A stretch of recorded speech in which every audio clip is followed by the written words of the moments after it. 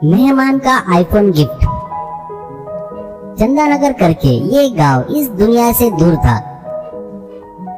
वो गांव कई जंगल के कोने में होने के कारण वहाँ फोन का सिग्नल बराबर नहीं आता था। वहाँ के लोग अभी भी फोन बूथ से फोन करते थे। पैसे वाले अपने घर में लैंडलाइन से फोन करते थे। मोबाइल रखने वाले अपने घर पर चढ़कर सिग्नल ढूंढते थे। वो कभी तो भी क्या मिलता था, सिग्नल भी बराबर नहीं होने के कारण आगे वाले को बराबर सुना ही नहीं देता था। इलेक्शन के वक्त राजकीय नेता आकर उन्हें आश्वासन देते थे। एक पार्टी वाला नेता, मेरे गांव वालों इस बार मुझे जिताए तो अपने चंदानगर में एक सेल टावर लगवाऊंगा, तब आपकी समस्या दूर हो जाएगी। ऐसा कहते ही सभी लोग तालियां बजाते हैं। और एक नेता, मेरे प्यारे चंदानगर के लोगों, मेरी पार्टी को वोट दिए तो बरोबर 1 महीना होने से पहले यहाँ पर सेल टावर लगवाऊंगा, ऐसा मैं शपथ लेता हूँ, कहता है। वो सब उस पर विश्वास करके उसे वोट देते थे। उसके बाद कोई भी राजकीय नेता फिर पलटकर उस गांव की तरफ देखता भी नहीं था। उसी गांव में लड्डू करके एक लड़का रहता था।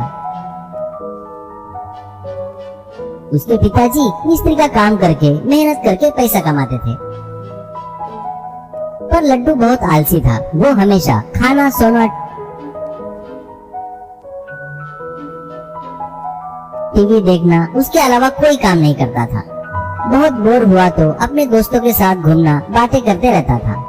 एक दिन लड्डू, पिताजी मुझे आईफोन चाहिए, मेरे सभी दोस्तों के पास फोन है, मेरे पास भी होना चाहिए, मैं उनसे अच्छा फोन खरीद सकता हूँ, मैं क्या चीज हूँ उन्हें बताना चाहता हूँ, मुझे आईफोन लेकर दीजिए पिताजी, कहता है। माँ, बेटा लड्डू, तुम्हारे पिताजी इस उम्र में भी देखो कितनी मेहनत कर रहे हैं, देख रहे हो ना, फिर भी तू नहीं बदलेगा क्या? अपनी आईफोन लेने की हैसियत है क्या? ऐसे खाली पीली घूमने के बजाय कहीं जाकर काम वाम करके पैसे कमा सकता है ना। बोलने पर लड्डू, मुझे काम करना पसंद नहीं है, अगर मैं तुम लोगों को पसंद नहीं हूँ तो बता दो, मैं घर से चला जाऊंगा, मुझे तो आईफोन खरीद कर देना ही होगा, नहीं तो घर से चला जाऊंगा, करके हमेशा की तरह डराता है। ये देखकर पिताजी, तो हमारा इकलौता बेटा है करके ऐसे डराना ठीक नहीं है, तेरी ये हालत देखकर तेरे से शादी करने के लिए एक भी लड़की तैयार नहीं है, पता है क्या तुझे? लड्डू, मुझे भी अपना मोटापा कम करना है, लेकिन एक्सरसाइज किए बिना मोटापा कम करने का उपाय है तो बताओ पिताजी, तभी सोचूंगा। पिताजी, लेकिन मेरा आईफोन मत भूलना, ऐसा कहता है। अब उससे क्या बोलना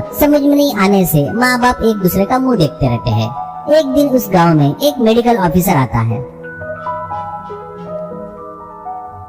वो, मेरे गांव के लोगों, मेरा नाम मनमोहन है, मैं पैदा हुआ बड़ा हुआ इसी गांव में, मैं मेडिकल ऑफिसर बनकर अपने ही गांव में ट्रांसफर होकर आया हूँ और मुझे बहुत खुशी हो रही है, ऐसा कहता है। गांव का बड़ा आदमी, दादाजी आप हमारे गांव में आए, आप अतिथि हैं, आप आए तो हमें बहुत खुशी हुई, आपको क्या चाहिए वो बताए तो हम कर देंगे। मनमोहन, मेरे जरूरतें नहीं, आप लोगों की क्या जरूरतें है बताइए, मैं वो पूरा करने आया हूँ, वो पूरा करना मेरा काम है, आप लोगों को क्या क्या चाहिए बताइए। तभी एक गांव में मच्छर बहुत है, उन्हें भगाने का उपाय बताओ। एक आदमी, बाबूजी गांव में एक छोटा सा हॉस्पिटल भी नहीं है, वो बनवाइए, हर बीमारी के लिए पड़ोस के गांव में जाना पड़ता है, इसके लिए हमें बहुत तकलीफ होती है, ऐसा कहता है। और एक आदमी, अपने गांव में एम्बुलेंस नहीं है, कृपया उसका प्रबंध कीजिए सर, ऐसा कहता है। मनमोहन, ठीक है, आप लोगों ने जो भी बताया उसे जल्दी ही पूरा करूँगा। क्यों लड्डू, कैसा है? मैं और तुम्हारे पिताजी बचपन के दोस्त है, तुम्हें क्या चाहिए, ऐसा कहता है। लड्डू, वाह यही सही मौका है, सोचकर सर मुझे लेटेस्ट आईफोन चाहिए, ऐसा कहता है। वो आदमी, मैं गांव के लिए कुछ मांगेगा सोचा तो तू अपने लिए ही कुछ मांग रहा है क्या? ठीक है, ये मेरा लेटेस्ट आईफोन है, कल ही खरीदा हूँ, चाहिए तो ले ले,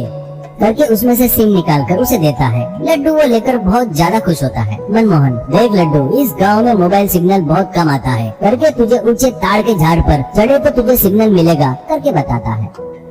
लड्डू तुरंत नया सिम खरीद कर मोबाइल में डालकर देखता है तो सिग्नल नहीं रहता।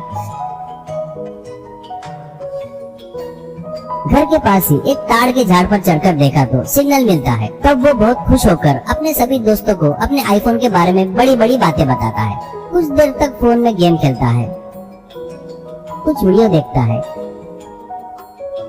ऐसे वो रोज 10 बार झाड़ पर चढ़कर वो फोन का इस्तेमाल कर रहा था। ऐसे वो रोज झाड़ पर चढ़ते उतरते वो पतला हो गया।